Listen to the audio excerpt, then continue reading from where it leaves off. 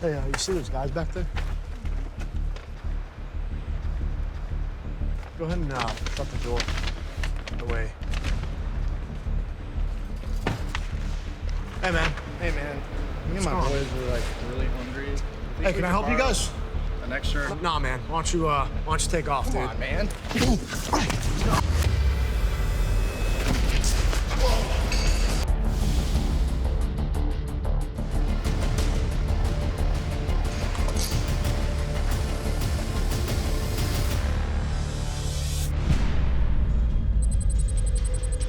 Stand by, everybody. A shield draw, take 3.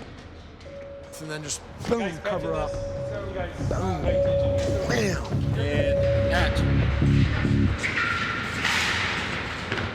All right, guys, we're talking about the shield draw. When it comes to carrying a firearm in self-defense or being in a fight for your life, there's one consistent that we're always gonna have, and that's putting ourselves in the best position possible.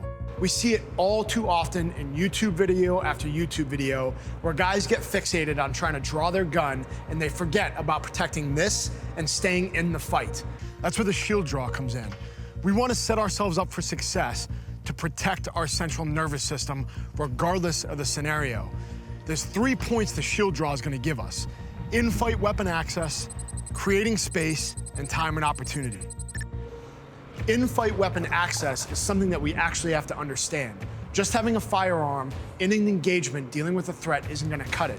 That's why you have to layer combatives and understand how to use your hands and at least protect yourself in a threat scenario. So we wanna get our hands up, protect our central nervous system, and create that position where it allows us to access our weapons seamlessly and efficiently. If that guy was standing in front of me and he threw a shot, or through a strike, I want to be able to protect my head while manipulating my material and getting access to my firearm. When we talk about that in-fight weapon access, we need to create space. Understanding how to use our elbow and our hands to create that space is going to give us an advantage when it comes to threat ID and putting the necessary force on the target that needs it the most. If I have somebody in front of me with 2 buddies behind them, just like in this scenario, I can't see too much of what's going on, especially in this one where they had hidden hands. Both guys had a hand hidden. I'm trying to keep an eye on this guy in front of me, but I'm also trying to keep SA to the rear. When we deal with multiple threats, we want to be able to create that space to give us an idea of what our target priorities are going to be. In every fight, whether we're using our hands or we're using a pistol, we're trying to create time and opportunity to gain the advantage, increase our platform, and just get to a better fighting position in general. That's what time and opportunity is. If we don't take advantage of the time and opportunity we create, then we're wasting it. If I'm able to get that guy in front of me off and push him 2 or 3 feet, it not only opens up my background to create awareness, but it gets him away from me so I don't have to worry about him clipping me or hitting my face or anything that's gonna reduce my position. Now with that created space, I have the time and opportunity to assess him, see his hands, and see the bigger picture of what's going on in my environment to bring more awareness in. One guy had a blade and one guy had a gun. Which guy am I gonna shoot first? Obviously, I have a woman and a kid that's already buckled into the car that I'm trying to protect, so I'm engaging the guy with the firearm first. That is my biggest threat. I don't need any rounds coming towards me or the family that I was protecting at the time in this scenario, and then escalate force appropriately to engage which targets I need to. Ready, Dom? Action 1! Action 2! My first move is preemptive, throwing a face smash to begin my shield draw. I bury my chin, protecting and supporting my central nervous system. Using a gross motor movement, I begin to rip my shirt, clearing it from my firearm, simultaneously moving my weapon hand to reference the gun with a 3-finger grip.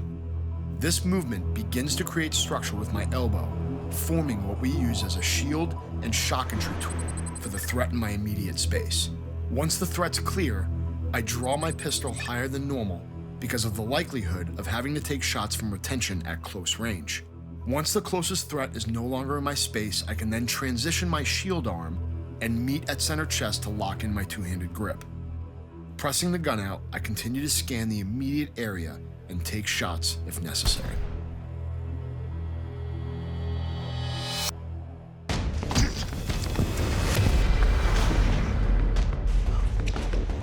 All right, guys, wrapping it up with the debrief.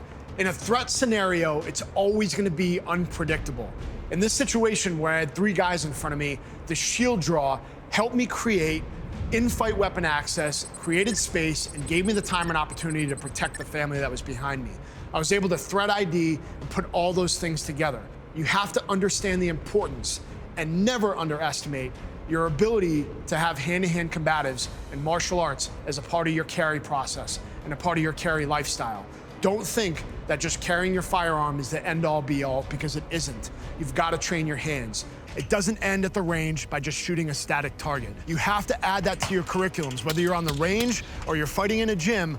Increase your situational awareness and visualize what time and opportunities you guys are gonna create for yourself in your training environment, and that will translate over to reality. All right, guys, that's it for the shield draw. We'll see you guys the next time we break down the next move.